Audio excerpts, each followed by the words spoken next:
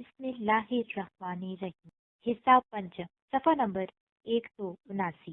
سیاق و سباق کے حوالے سے چند اقتباسات کی تشریح۔ نوٹ: اس سوال کے 20 نمبرات ہوتے ہیں۔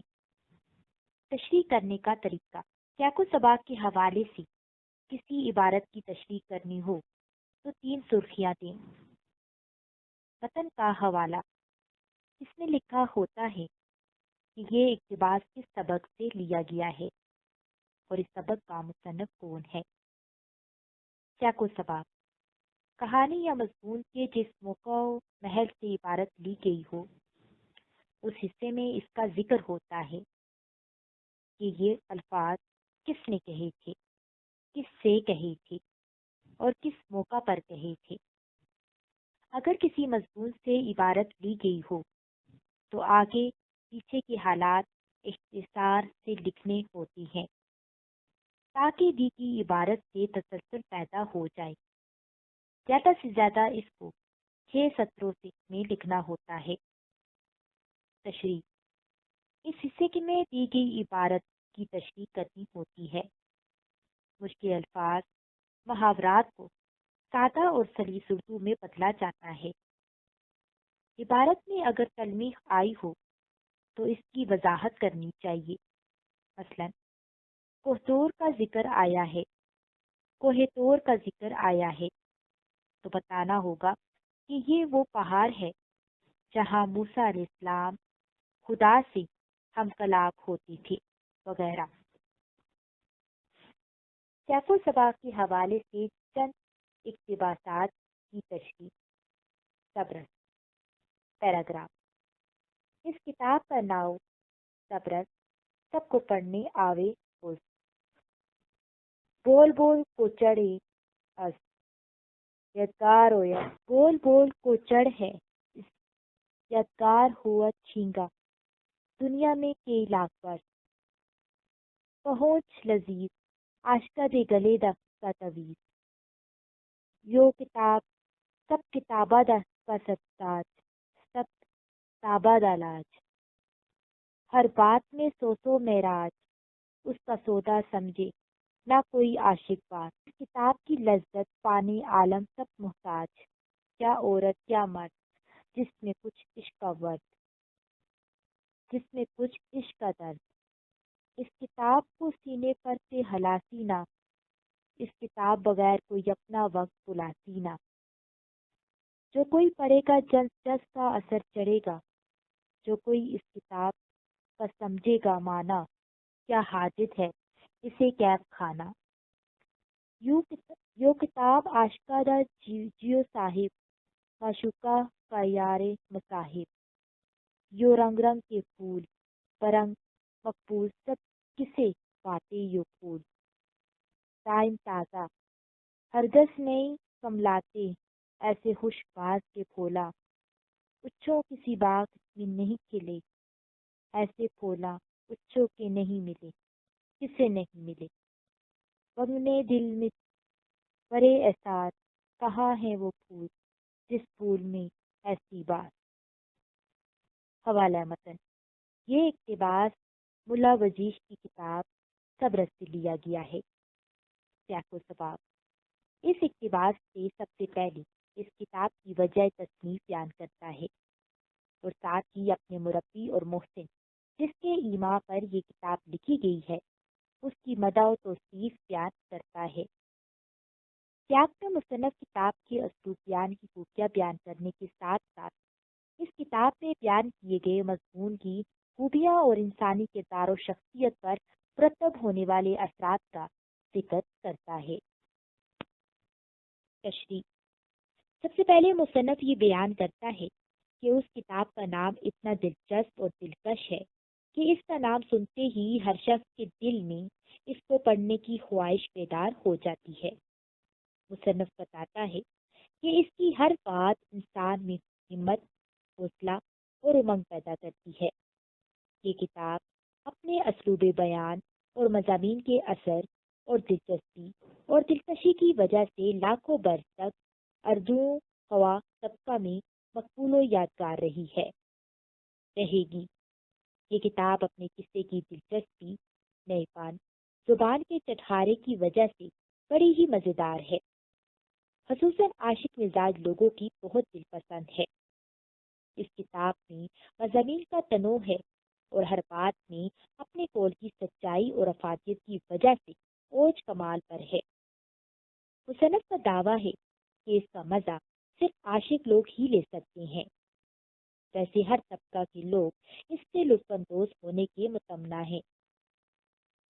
ہر دردمند شخص، خواہ وہ مرد ہو یا عورت، وہ اس کتاب کو کسی صورت میں بھی اپنے سے جدا کرنے کے لیے تیار نہیں۔ مصنف بتاتا ہے کہ مطالعہ کا ذوق رکھنے والے لوگ اپنے وقت اس کے بغیر نہیں گزار سکتے، اپنا وقت اس کے بغیر نہیں گزار سکتے۔ اس میں مضامین کا تنوع اور اسلوب کی کشش ہے جو ذہن پر جمع جہتی اثر کرتی ہے۔ یہ کتاب اتنی دلچسپ ہے کہ پڑھنے والا اس میں اس حد تک گم ہو جاتا ہے کہ اسے کھانے کی طلب نہیں رہتی۔ یہ کتاب عاشق لوگوں کی روح، معشوقوں کی دوست ہے۔ بقول مصنف اس میں مضامین کا تنوع باغ میں کھلے ہوئے پھولوں کی رنگا رنگی کی طرح ہے، جو نہ کبھی باسی ہوتے ہیں اور نہ ہی کبھی کملاتے ہیں، ہمیشہ تر و تازہ رہتے ہیں۔ یہ اپنی خوشبو میں بھی بے مثال ہے، اس کی نظیر دنیا میں کہیں نہیں ملتی۔ اس کتاب کے مضامین سلگتے دلوں میں آہیں بھر دیتے ہیں۔ مصنف کا دعویٰ ہے کہ ایسی خوشبو رکھنے والے پھول کہیں نہیں ہیں، یعنی اس کتاب میں جس قسم کے مضامین بیان کیے گئے ہیں وہ اپنی اثر آفرینی میں بے نظیر و بے مثال ہیں۔ Paragraph number 2۔ عقل نور ہے، عقل کی دوڑ بہت دور ہے۔ عقل ہے تو آدمی کہلواتے، عقل ہے تو خدا کو پاتے۔ عقل اچھے کو تمیز کرے، برا اور بھلا جانے۔ عقل اچھے تو اپس کو ہو دے، کو ہو سرے کو پہچانے۔ عقل سے میر، عقل سے پیر، عقل سے بادشاہ، عقل سے وزیر۔ عقل سے دنیا، عقل سے دولت، عقل سے چلتی سلطانہ کی سلطنت۔ عقل سے ریا ہے یوں عالم کھڑا، جس کو بہوت عقل تو بہت بڑا۔ عقل سو چلتی خدا کی خدائی، جتنی عقل اتنی بڑائی۔ عقل نہ ہوتی تو کچھ نہ ہوتا، کچھ رچا نہ ہوتا۔ حوالہ متن۔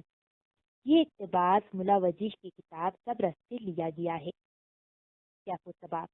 اس پیراگراف سے پہلے مصنف اپنی داستان کا آغاز کرتا ہے اور یہ بتاتا ہے کہ ملک سیستان کا بادشاہ عقل نامی شخص تھا۔ مصنف عقل بادشاہ کی صفات اور حجہ بیان کرتا ہے۔ سیاق و سباق میں مصنف تصوف کی اصطلاح جمع اوز کی تشریح مختلف مسالوں سے کرنے کے بعد ثابت کرتا ہے کہ اس کائنات میں اللہ تعالیٰ کے سوا اور کوئی شریک نہیں۔ یہ خدا ہی ہے جو مختلف صورتوں میں نظر آتا ہے۔ تشریح۔ ہر ملک کے ادب میں تمثیلی قصے ملتے ہیں اور مصنف جو مجسم اور جاندار بنا کر پیش کیا جاتا ہے۔ اسلام میں چونکہ اصنام پرستی ممنوع ہے، اس لیے مسلمان ادیبوں کو ان غیر مجسم کیفیات کو مجسم اور جاندار بنانے میں دقت پیش آتی ہے۔ اس مشکل سے نجات پانے کے لیے وہ انہی کیفیات کو مجسم بنا دیتے ہیں، یعنی حسن کو حسن، عقل کو عقل اور دل کو دل ہی کہتے۔ چنانچہ اس کہانی کے کردار بھی عقل، دل، عشق اور حسن ہیں۔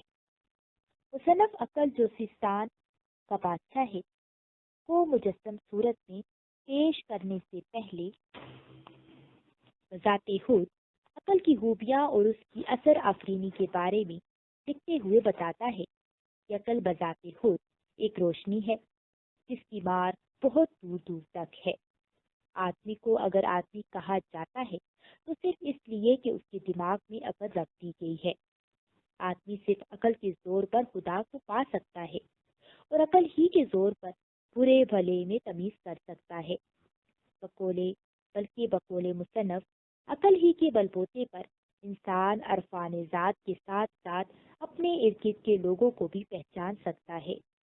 عقل کے زور پر عقل مند لوگ سردار قوم بن جاتے ہیں اور اس کی ہی کے زور پر مذہبی پیشوائی حاصل کر لیتے ہیں۔ ارکان سلطنت بننے کے لیے بھی عقل کا ہونا ضروری ہے۔ عقل مند آدمی نہ صرف دنیا پر قبضہ کر سکتا ہے بلکہ دولت بھی حاصل کر سکتا ہے۔ کاروبار سلطنت بھی عقل ہی کے ذریعے چلائی جاتی ہیں۔ مصنف تو یہاں تک کہتا ہے کہ یہ دنیا عقل کے زور پر ہی قائم ہے۔ جس میں جتنی عقل زیادہ ہے وہ اتنا ہی برا آدمی ہے، اتنا ہی بزرگ اور اتنا ہی بڑا ہے اور اتنا ہی برتر ہے۔ بلکہ خدا کی خدائی بھی عقل کے زور پر چل رہی ہے۔ مصنف کا یہ دعویٰ ہے کہ اگر عقل نہ ہوتی تو یہ کائنات نہ ہوتی اور نہ ہی کسی میں غیرت و حمیت ہوتی۔ Paragraph number 3۔ عشق کو تپانا معشوق کا کام ہے، عاشق کو تپانا معشوق کا کام ہے، اب تو چھپانا معشوق کا کام ہے۔ جا معشوق کا ناز واہ عاشق کا راز ہے۔ بعض کہتے ہیں خدا کی ذات کے بغیر جس شے کا طلب ہے وہ طلب دیدار کا حائل ہے۔ اس بات پر عاشق اور عارف قائل ہے۔ اگر دل کی تمام طلب جاوے تو جا نظر سے واہ خدا دس آوے۔ ایک اس دل میں ایتا کچ اتنے وچ جو خدا کو منگتا وچ بڑاج۔ دل جس دل وچ آیا یار اس دل وچ ابس کو بھی نہیں یار، اس دل وچ ابس کو بھی نہیں تھار۔ جہاں آپے نہیں ماتا وہاں دوسرا کیوں سماتا۔ حوالہ متن۔ یہ پیراگراف ملا فضیح کی کتاب سبرس سے لیا گیا ہے۔ سیاق و سباق۔ سیاق میں مصنف عابد اور زاہد کا موازنہ کرتا ہے۔ عابد کو پست اور عاشق کو بلند کہتا ہے۔ عابد دین کی خاطر زندگی گنواتا ہے اور عاشق خدا کی خاطر دین اور دنیا دونوں سے ہاتھ دھو بیٹھتا ہے۔ سباق میں مصنف بتاتا ہے کہ عاشق لوگ عشق کے آداب کی پابندی کرتے ہیں اور عشق کے تقاضوں کو ملوث رکھتے ہوئے اپنی عزت نفس کا خیال رکھتے ہیں۔ تشریح۔ مصنف اس پیراگراف میں عاشق اور معشوق کے رویوں کے بارے میں بتاتا ہے کہ معشوق کا کام یہ ہے کہ وہ اپنے عاشق کی آتش شوق کو بڑھاتا ہے۔ اس کام کے لیے وہ اپنے حسن کو چھپاتا ہے۔ عشق و ناز، محبوب کی ادائیں اور عاشق ان اداؤں پر مر مٹتا ہے۔ اس کے بعد مصنف بتاتا ہے اس دنیا میں صرف ذات باری تعالیٰ کے دیدار کی طلب ہونی چاہیے۔ اس کے علاوہ اگر کوئی حوث ہے تو وہ طلب میں اصل میں رکاوٹ بن جاتی ہے۔ جس فلسفے کے عاشق اور عارف دونوں ہی قائل ہیں، ان دونوں کے مطابق غیر اللہ کی طلب دیدار الہی میں سب سے بڑی رکاوٹ ہے۔ اگر صرف دیدار الہی کی طلب ہو، جہاں بھی عاشق یا عارف کی نظر پڑے گی وہاں جلوہ باری موجود ہوگا۔ یہی قول صوفیوں کا بھی ہے۔ بقول مصنف جب انسان کے دل کے اندر اتنی صلاحیت موجود ہے کہ جہاں نظر ڈالے وہاں ذات الہی کو موجود پائے تو وہ بڑا کمینہ ہے جو خدا کے ہوتے ہوئے خدا کو مانگے۔ بقول مصنف جس دل میں یار گھر کر بیٹھا ہو وہاں اپنے آپ کو عاشق اور عارف قرار نہیں ملتا ہے۔ سیاق و سباق کے حوالے سے نیرنگ خیال کے اقتباسات کی تشریح۔ نیرنگ خیال۔ اقتباس نمبر 1۔ میں ان دونوں خیالات کو درست قرار دے رہا تھا اور بے فکری کے تکیے سے لگا بیٹھا تھا کہ نیند آ گئی۔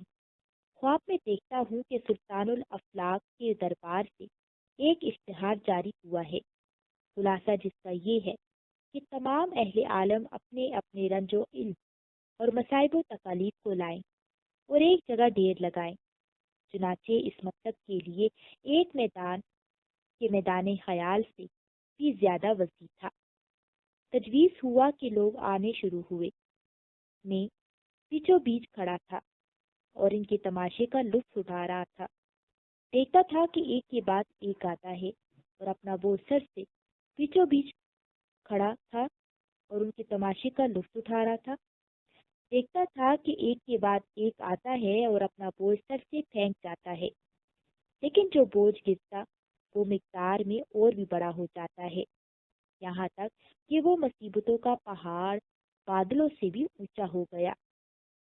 حوالہ: یہ اقتباس مولانا محمد آزاد کے مضمون انسان کسی حال میں خوش نہیں رہتا سے لیا گیا ہے۔ سیاق و سباق: سیاق میں مولانا آزاد سقراط کے ایک لطیف نکتے کو بیان کرتے ہیں جس کا مفہوم یہ ہے: انسان کسی حال میں خوش نہیں رہتا۔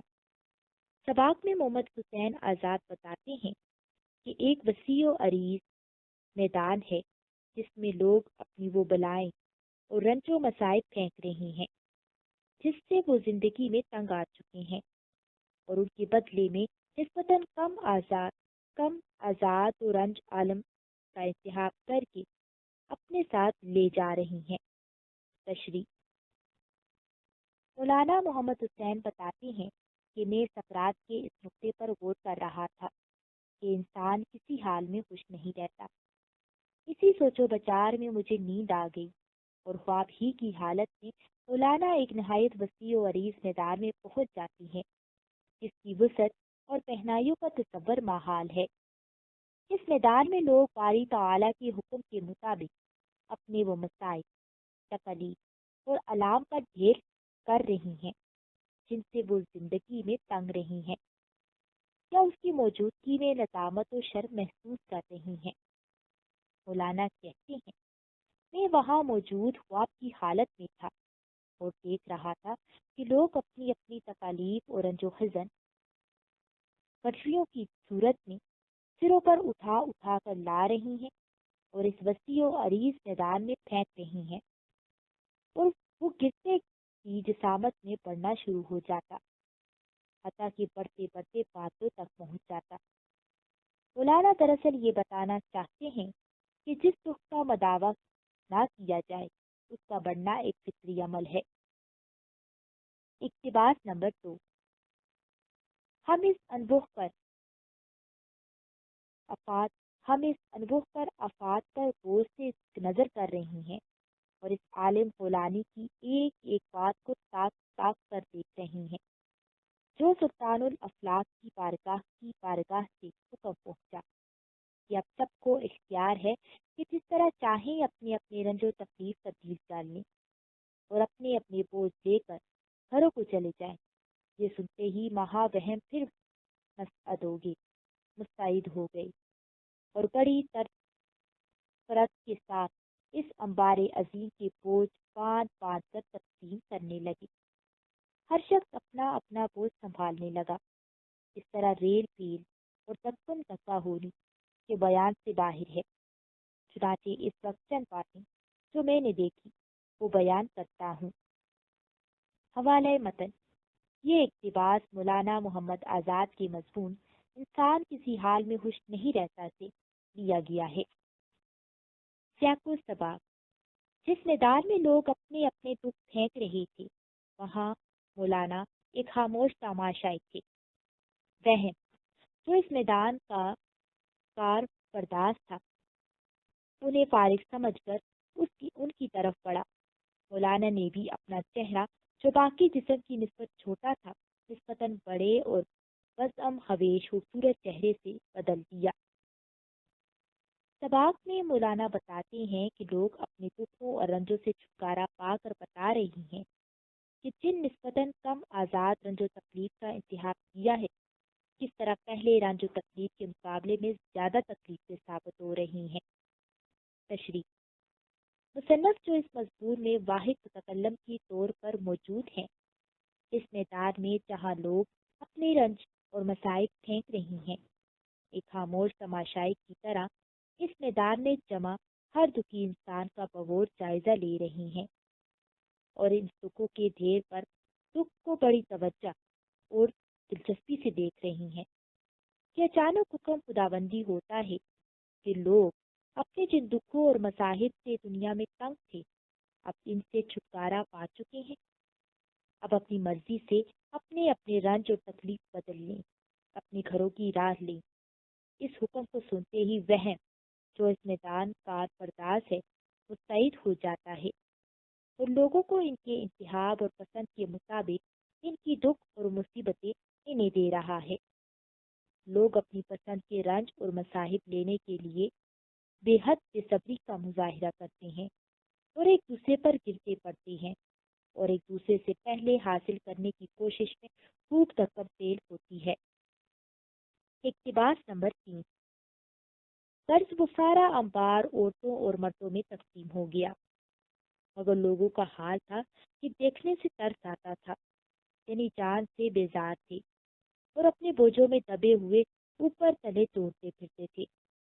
سارا میدان دریا بازاری نالا و شون سے دھواں دار ہو رہا تھا۔ آخر سلطان الافلاک کو بےکس آدمزاد کے حال پر رحم آیا اور حکم دیا کہ اپنے اپنے بوجھ اتار پھینک دیں، پہلے ہی بوجھ انہیں مل جائیں۔ سب نے خوشی خوشی انوں بالوں کو سر و گردن سے اتار کر پھینک دیا۔ حوالہ: یہ اقتباس مولانا محمد آزاد کے مضمون انسان کسی حال میں خوش نہیں رہتا سے لیا گیا ہے۔ سیاق و سباق: سیاق میں مولانا ان لوگوں کا حال بتاتے ہیں جنہوں نے اپنے رنج اور مصیبتیں تبدیل کی تھی اور وہ نئی صورت سے پہلے کی نسبت زیادہ پریشان حال تھے۔ سباق میں مولانا تمثیل کے انداز میں بتاتے ہیں کہ صبر و تحمل اختیار کر کے ہر قسم ناخوشگوار صورتحال سے نپٹا جا سکتا ہے۔ تشریح: لوگوں نے وہ رنج اور مصیبتیں جن کے ہاتھوں وہ تنگ تھے اور ان کے لیے وجہ ندامت تھی ایک وسیع و عریض میدان میں ڈھیر کر دی، تو حکم خداوندی کے تحت لوگوں نے اس ڈھیر میں سے اپنی اپنی مرضی سے جس قسم کے رنجوں مصیبت انہیں پسند آئے اٹھا لیے۔ مولانا محمد حسین آزاد بتاتے ہیں لوگ اس انتخاب پر بھی خوش نہ تھے، بلکہ نئی صورتحال ان کے لیے پہلے کی نسبت زیادہ تکلیف دہ اور پریشان کن تھی۔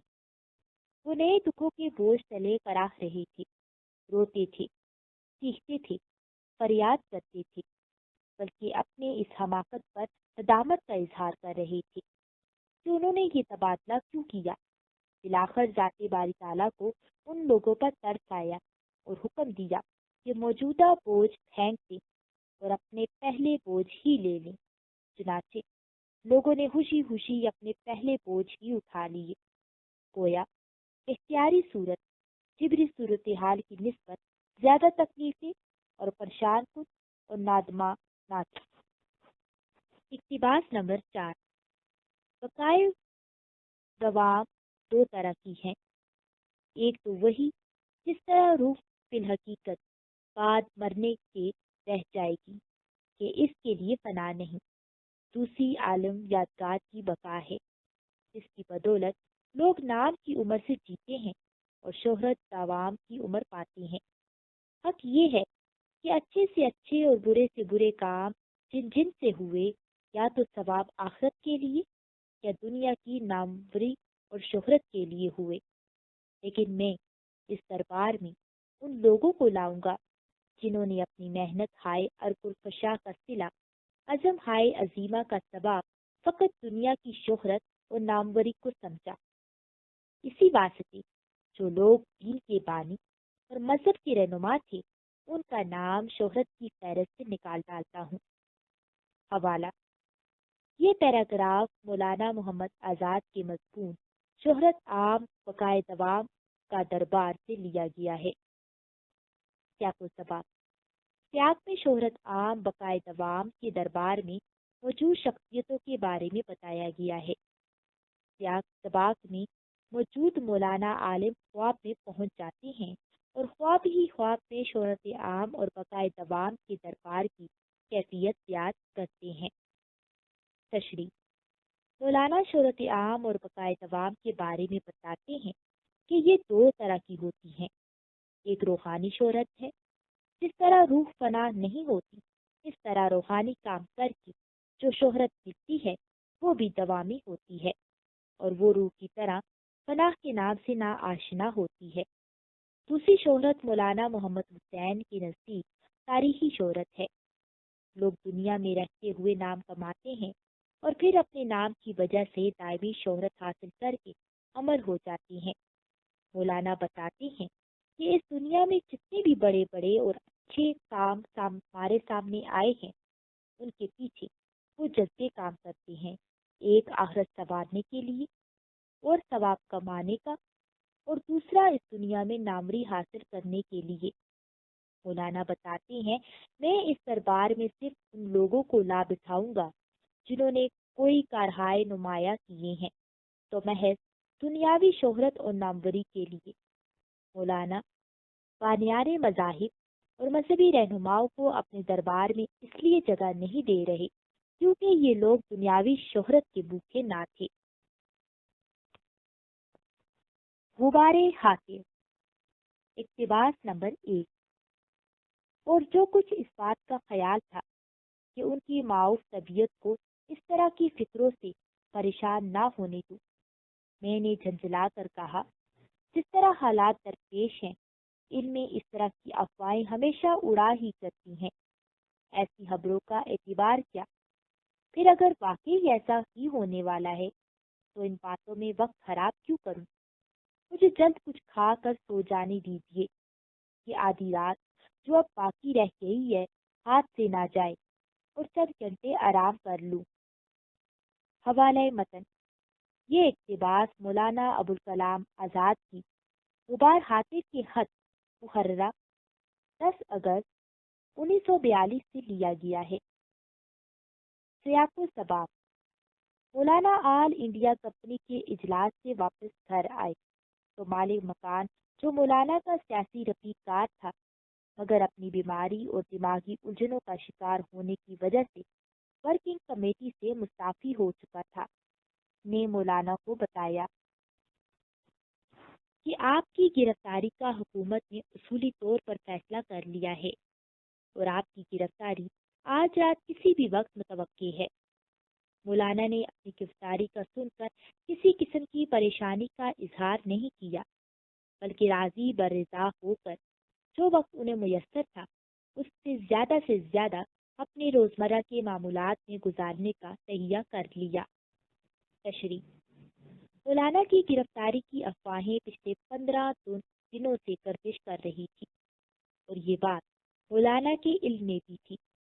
چنانچہ جب وہ گھر لوٹے تو مالک مکان نے انہیں بتایا کہ ایک آدمی نے بتایا ہے کہ ان کی گرفتاری کا حکومت نے اصولی طور پر فیصلہ کر لیا ہے، آج رات ان کی گرفتاری متوقع ہے۔ تو مولانا جلا اٹھے، کیونکہ وہ نہیں چاہتے تھے کہ ان کا مالک مکان، جو ان کا ایک سیاسی رفیق کار تھا اور بیمار بھی اور ذہنی الجھنوں کی وجہ سے پریشان رہتا تھا، اس قسم کی باتوں میں پڑھ کر مزید پریشان ہو۔ ملک میں جس قسم کے سیاسی حالات تھے اور مولانا سیاسی طور پر جس مقام اور مرتبے پر فائز تھے، اس قسم کے حالات کے پیش نظر اس قسم کی افواہیں اڑنا ناگزیر تھا۔ پھر افواہ تو افواہ ہی ہوتی ہے، وہ سچی بھی ہو سکتی ہے اور جھوٹی بھی۔ مولانا گرفتاری سے نہ تو خوفزدہ تھے نہ ہی گھبراتے تھے۔ ان کا خیال تھا کہ اگر واقعی ہی ان کی گرفتاری کا فیصلہ ہو چکا ہے تو گرفتاری کے خوف سے روزمرہ کے معمولات کیوں متاثر ہوں، بلکہ جو لمحات میسر ہیں ان سے فائدہ اٹھایا جائے، اپنے معمولات زندگی کے مطابق کھایا پیا اور سویا جائے اور لطف اٹھایا جائے۔ اقتباس نمبر 2۔ یہاں بادہ دوشینہ کی ترتیب محض ہم صبح گاہی کی مناسبت سے زبان قلم پر طاری ہو گئی، مگر غور کیجیے کتنی مطابق حال واقع ہوئی ہے۔ صرف ایک شام اور صبح کے اندر صورتحال کیسی منقلب ہو گئی۔ کل شام کو جو بس میں کیف و سرور آراستہ ہوئی تھی، اس کی بادہ گفتاریوں اور سیاہ مستیوں نے دوپہر تک طول کھینچا، لیکن اب صبح کے وقت کو دیکھیے تو۔ حوالہ متن، یہ پیراگراف مولانا ابوالکلام آزاد کے مکتوب محررہ 10 اگست 1942 سے لیا گیا ہے۔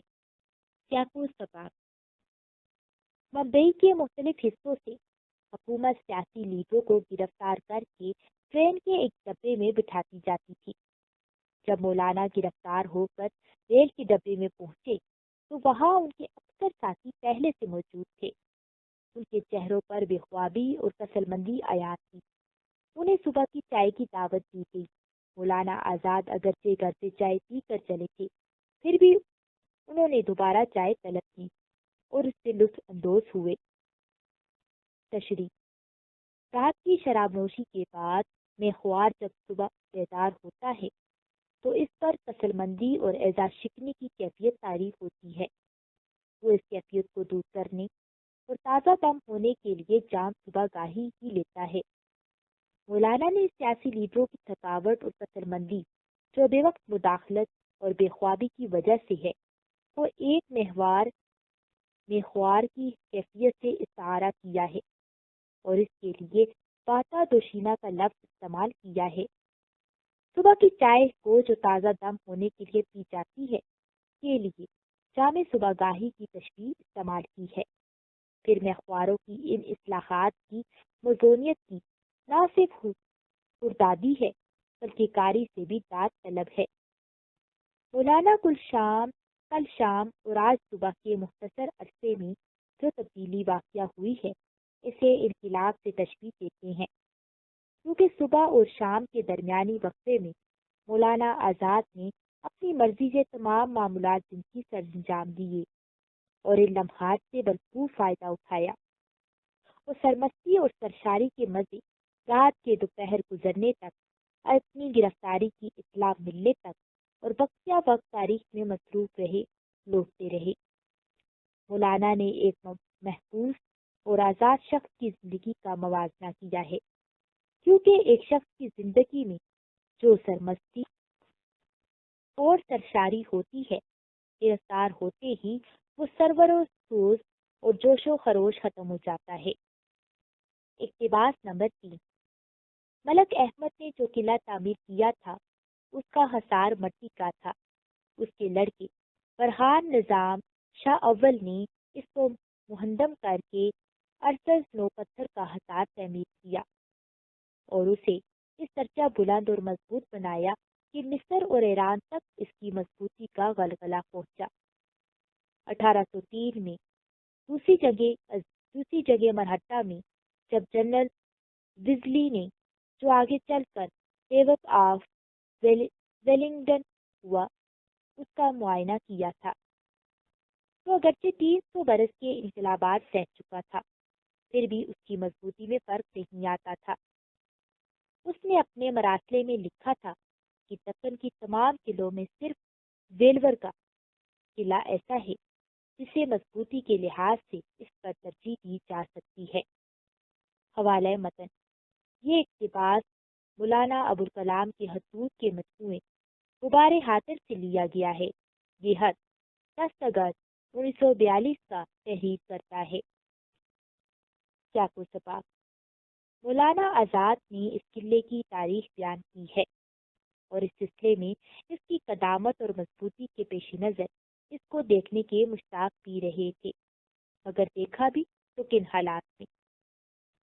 تشریح: مولانا آزاد قلعہ احمد نگر کی تعمیر کی تاریخ بتاتے ہوئے لکھتے ہیں کہ ملک احمد نظام الملک جو بیری خاندان کا بانی تھا اور جس نے اس قلعہ کی بنیاد رکھی، اس قلعہ کی چار دیواری مٹی سے تعمیر کی تھی۔ اس کے بعد جب ملک احمد کا بیٹا نظام شاہ اول سربراہ حکومت بنا تو اس نے مٹی کی چار دیواری گرا دی اور اس کی جگہ چار دیواری کی تعمیر کے لیے پتھر استعمال کیے۔ 1803 میں اس قلعہ کو تعمیر ہوتے ہوئے 300 سال ہو چکے تھے، مگر قدامت اور فن سالگی کی وجہ سے اس میں بوسیدگی اور شکست و ریخت کے آثار پیدا نہیں ہوئے تھے۔ مولانا مزید بتاتے ہیں کہ 1803 میں ہی انگریزوں اور مرہٹوں کے درمیان دوسری جنگ ہوئی۔ انگریز جنرل لارڈ ویزلی، جسے بعد ازاں قومی خدمات کے سلسلے میں ڈیوک آف ویلنگڈن کا خطاب دیا گیا تھا، اس قلعے کے معائنے پر آیا تھا۔ اس وقت قلعہ اچھی حالات میں تھا۔ لارڈ ویزلی اس قلعے کے بارے میں اپنے ایک خط میں لکھتا ہے کہ باوجود 300 سال کا عرصہ گزرنے کے جانے کے یہ قلعہ احمد نگر حیدرآباد قطر کے تمام قلعوں میں اپنی مضبوطی اور پائیداری کے لحاظ سے سب قلعوں پر سبقت لے گیا ہے، سوائے ویلور کے قلعے کے۔ اقتباس نمبر 4، قلعہ کی خندق جس کی نسبت ابوالفضل نے لکھا ہے کہ 40 گز چوڑی اور 14 گز گہری تھی اور جسے 1803 میں جنرل ویزلی نے 160 فٹ تک چوڑا پایا تھا، مجھے دکھائی نہیں دی۔ غالباً جس رخ سے ہم داخل ہوئے اس طرف پاٹ دی گئی ہے۔ اس کا بیرونی کنارہ جو کھدائی ہاک ریز کے اس قدر اونچا کر دیا گیا تھا کہ قلعے کی دیوار چھپ گئی تھی، اور وہ بھی اس رخت پر نمایاں نہ تھا۔ ممکن ہے کہ وہ صورت اب باقی نہ رہی ہو۔ حوالہ متن: یہ اقتباس غبار خاطر سے لیا گیا ہے۔ اسے مولانا ابوالکلام آزاد نے لکھا ہے۔ سیاق و سباق: مولانا آزاد سیاسی لیڈ قیدی تھے۔ انہیں احمد نگر کا قلعہ میں مبعوث کرنے کے لیے لایا گیا۔ جب انہیں احمد نگر کے قلعہ میں ملٹری آفیسر کی تحویل میں دیا گیا تو انہوں نے قلعے کی گرد و پیش کا جائزہ لیا اور ان کی آنکھوں کے سامنے اس قلعے کے بارے میں تاریخی حقائق پھرنے لگے۔ تشریح: جب مولانا آزاد کو قلعے کے اندر لے جانے کے لیے قلعے کے دروازے پر لایا گیا تو انہوں نے قلعے کی 600 سالہ تاریخ کی روشنی میں قلعے کی موجودہ عمارت کے گرد و پیش کا جائزہ لیا تو انہیں نمایاں فرق نظر آیا۔ مولانا کے مطابق ابوالفضل نے اس قلعے کے گرد 40 گز چوڑی اور 14 گز گہری خندق کی موجودگی کے بارے میں لکھا ہے۔ 300 سال بعد 1803 میں جب لارڈ ویزلی نے اس کا معائنہ کیا تو بقول مولانا اس وقت کی 108 فٹ 36 فٹ چوڑی خندق موجود تھی، مگر جب مولانا کو وہاں لایا گیا تو اس وقت یہ خندق موجود نہ تھی۔ مولانا کا خیال تھا کہ جس دروازے سے انہیں داخل قلعہ کیا گیا ہے شاید اس طرف سے اس خندق کو مٹی سے بھر دیا گیا ہو۔ اس کے علاوہ مولانا مزید بتاتے ہیں کہ خندق کھودتے وقت جو مٹی باہر نکالی گئی تھی وہ اس حد تک بلند ہو گئی تھی کہ قلعے کی دیوار نظر نہیں آتی تھی۔ مولانا کا خیال ہے کہ فی الوقت ممکن ہے وہ صورت ابھی باقی نہ رہی ہو۔ عزیز طلبہ، یہ آڈیو ریکارڈنگ آپ کے لیے ہیومینیٹیرین ڈیولپمنٹ آرگنائزیشن ایبٹ آباد کے ذریعے اہتمام کی گئی۔ ہیومینیٹیرین ڈیولپمنٹ آرگنائزیشن ایبٹ آباد 2011 سے اپنی مدد آپ کے تحت صحت، تعلیم اور معاشی خود مختاری کے شعبوں میں بہتری کے لیے کوشاں ہے۔ ادارہ نے نہ صرف خیبر پختونخوا بلکہ ملک بھر کے نابینا طلباء کی تعلیمی مشکلات اور رکاوٹوں کو دور کرنے کے لیے FA تا ماسٹرز لیول کی نصابی کتب اور کورسز، جن میں علامہ اقبال اوپن یونیورسٹی کے کورسز بھی شامل ہیں، کو آڈیو ریکارڈنگ میں منتقل کرنے کا اہتمام کیا ہے تاکہ نابینا طلباء اعلیٰ تعلیم تک رسائی حاصل کر کے ملک و قوم کی ترقی اور خوشحالی میں اپنا بھرپور کردار ادا کر سکیں۔ یہ تمام آڈیو ریکارڈنگز نابینا طلباء کو بالکل مفت فراہم کی جا رہی ہیں۔ نابینا طلباء کے علاوہ دیگر طلباء بھی اس تعلیمی سہولت سے استفادہ کر سکتے ہیں۔ ہیومینیٹیرین ڈیولپمنٹ آرگنائزیشن ایبٹ آباد، ای میل HDOATD@gmail.com، ویب سائٹ HDORG.net، رابطہ نمبر 03459541 یعنی 0345 9541 838۔ بسم اللہ الرحمن الرحیم۔ نمونہ کا بچہ، university of Peshawar, annual examination 2010، paper 3 throws, time allow 4 horse, maximum marks 100। Note number 1, इम्तिहानी हाल में मोबाइल फ़ोन और दीगर पर्ची अशिया साथ लाना और इनका इस्तेमाल सख्ती से ममनू है। खिलाफ वर्जी करने पर ना सिर्फ पर्चा बल्कि इम्तिहान मंसूख हो सकता है। नंबर 2, कुल 5 सवाल के जवाब मतलूब है। हर हिस्से में एक सवाल हल करना जरूरी है। तमाम सवालात के नंबर बराबर हैं। हिस्सा अव्वल, सवाल नंबर 1, मतजज़ेल इक्तिबासात में से सिर्फ एक की तशरीह या को सबाक के हवाले से कीजिए। अली, जो खुदा के रसूल अमीन ने महबूब रब्बुल आलमीन ने साहिब अस्मा ज़मीन ने फरमाया कि तफक्करू फी सफ़ातिल्लाहि वला तफक्करू फी ज़ातिल्लाहि, मानी ज़ात को सफ़ात में ढूंढेंगे और पावेंगे, सफ़ात को छोड़ दिए तो ज़ात तक किधर सी आएगी। बाज कहते हैं खुदाए ताला आखिरत को एक मायनी सो अपना दीदारे वखेला मंगा, मुसलमानान का दिल इस वक्त रोशन होएगा, मुसलमानान के दिल का शक जाएगा। बे, पीरत से आकर देखा यहाँ बड़ी शिद्दत है और ये हालत है कि गोरों की पासबानी पर कनाहत नहीं। लाहौरी दरवाजे का थानेदार मुच्छा बिछा कर सड़क पर बैठा है। जो बाहर से गोरे की आग बचाकर आता है उसको पकड़कर हवालात में भेज देता है। हाकिम के यहाँ से 5-5 पेट लगती हैं या 2 रुपए जुर्माना लिया जाता है। 8 दिन कैद रहता है। इसके अलावा सब थानों पर हुक्म है कि दरियाफ्त करो कौन पे टिकट मुकीम है और कौन टिकट रखता है। जी, बहुत सी कौमें हैं जो अपने तासब के बायस तमाम बातों में, क्या इखलाक में और क्या इल्म हुनर में और क्या फजलो दानिश में, क्या तहजीब शाइस्तगी में और क्या जहशमत में और क्या मालो दौलत में आला दर्जे से नहा बस दर्जा जिल्लत और खुआरी को पहुंच गई हैं। बहुत सी कौमें हैं जिन्होंने अपनी बेतासबी से हर जगह और हर कौम से अच्छी अच्छी बातें अखज़ की और अदना दर्जे से तरक्की करके आला से आला दर्जे पर पहुंच गई। सवाल नंबर 2, खतूत गालिब में गालिब की ज़बान पर फारसी अल्फाज, फारसी असरात के इस्तेमाल पर बहस करें। सवाल नंबर 3, सबरस अदबी नज़र से कदीम उर्दू में खास और मुमताज़ हैसियत रखती है, वजाहत करें। हिस्सा 2। सवाल नंबर 4, मोहम्मद हुसैन आज़ाद के असलूब का फ़नी और फ़िक्री जायज़ा पेश करें। सवाल नंबर 5, क्या हयात जावेद फ़न सरवाह के तकाजे पर पूरा उतरती है, बहस करें। हिस्सा 100। सवाल नंबर 6, ज़मीन रशीद उर्दू अदब के इल्मी ज़ख़ीरा में पेश कहा इजाफा है, बहस करें। सवाल नंबर 7, गुबार हातिर के फ़नी और फ़िक्री इम्तिजाज पर बहस करें। हिस्सा 4।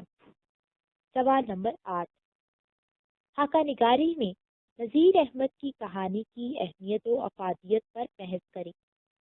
सवाल नंबर 9, शहाबनामा की अदबी हैसियत पर शेर हासिल बहस करें। बिस्मिल्लाहिर्रहमानिर्रहीम। सफ़ा नंबर 198, आप पर्चा कैसे हल करेंगे। नंबर 1, पर्चे से पहले की तदाबीर। नंबर 2, पर्चे के हल के दौरान। नंबर 3, पर्चे के हल के बाद। नंबर 1, पर्चे से पहले की तदाबीर कीजिए। नंबर 1, कोशिश कीजिए कि तमाम ज़रूरी सामान जो कि पर्चे के हल में मुआवन साबित होता है आपके पास मौजूद हो। नंबर 2, कोशिश कीजिए कि पेन कलम वगैरह आपके चेकशुदा हों और तादाद में 2-2 हों ताकि हंगामी हालत में दिक्कत का सामना ना करना पड़े। नंबर 3, कोशिश कीजिए कि सुर्ख रोशनाई का इस्तेमाल ना किया जाए क्योंकि ये सिर्फ मुम्तहन के लिए मखसूस होती है और इससे नंबरात कटने का अंदेशा होता है। नंबर 4, कोशिश कीजिए कि इम्तिहान से पहले آپ کورس کی مکمل تیاری کر چکے ہوں اور اس کی مناسب دہرائی بھی ہو چکی ہو۔ نہ کیجیے۔ نمبر 1، عقل یا UFM کی کوشش ہرگز نہ کیجیے، کیونکہ اس سے نہ صرف انسان کی محنت کرنے کی صلاحیت ختم ہو جاتی ہے، بلکہ انسان اپنی نظروں میں بھی اخلاقی طور پر گر جاتا ہے۔ نمبر 2، پرچے کے حل کے دوران کیجیے۔ نمبر 1، بسم اللہ الرحمن الرحیم اور ربی زدنی علما پڑھ کر سب سے پہلے رول نمبر اور دیگر معلومات درج کیجیے۔ نمبر 2، دی گئی ہدایات کو بغور پڑھیں اور اس پر عمل کرنے کی کوشش کیجیے۔ نمبر 3، جوابی کاپی کے دونوں اطراف حاشیے ضرور لگائیں۔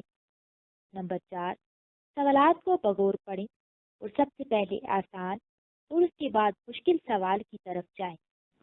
نمبر 5، سوالات کے لیے پہلے وقت کی تقسیم بہت ضروری ہے۔